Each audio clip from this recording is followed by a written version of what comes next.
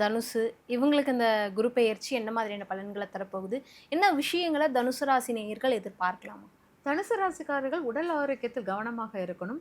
அ அத சார்ந்த விஷயங்கள் தான் அவங்கள ரொம்ப அஃபெக்ட் ஆகும். கொழுப்பு சார்ந்த விஷயத்தில் ரொம்ப கவனமாக இருக்கணும். கோயில், குளங்களுக்கு போகும்போது நெறைய விஷயங்கள் தவறாக செய்ய வேண்டிய சூழ்நிலைகள் ஏற்படும். அங்க உள்ள விதிமுறைகள் மாற்றி நீங்க செய்ய வேண்டியது இருக்கும். இல்லாட்டா வழிபாடு முறைகள் நம்மளோட ஃபாலோ பண்ணுற வழிபாடு முறைகளே மாற்றம் பண்ணக்கூடியவர்களாக இருப்பீங்க.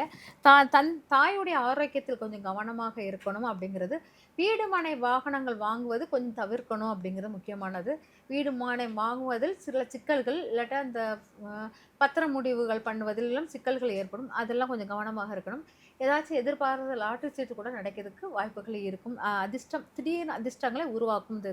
அப்படியே ஸ்லோவா மந்தமா போய்க்கிட்டே இருக்கும். திடீர்னு பார்த்தா ஒரு அதிர்ஷ்டமான ஒரு வாய்ப்புகள் உருவாகுறதுக்கு வாய்ப்புகள்லாம் இருக்கு. அப்படிங்கிறத எடுத்துக்கலாம். தந்தை தந்தை தந்தையுடைய உடல் ஆரோக்கியத்தில் கவனமாக இருங்க அப்படிங்கிறது முக்கியமானதாக எடுத்துக்கோங்க. தனுசு ராசி அன்பர்கள் இந்த பரிகாரத்த செஞ்சாங்கன்னா, இன்னும் இந்த பலன்கள் அதிகமா கிடைக்கும்னா, என்ன பரிகாரமா இருக்கும்? அதாவது தனுசு ராசிக்காரர்கள் காவல் தெய்வ வழிபாடும், பகவதி அம்மன் வழிபாடுகளையும் எடுத்துட்டு வந்தாங்கன்னா ரொம்ப சிறப்பாக இருக்கும். பகவதி அம்மனுக்கு கோயிலுக்கு போகிறது, இல்லாட்டா காளி தேவி வழிபாடு. இந்த மாரி வழிபாடுகள் எடுத்துட்டு வரும்போது, அவங்க லைஃப்ல நெறைய மாற்றங்கள், வெற்றிகள் உருவாகும்.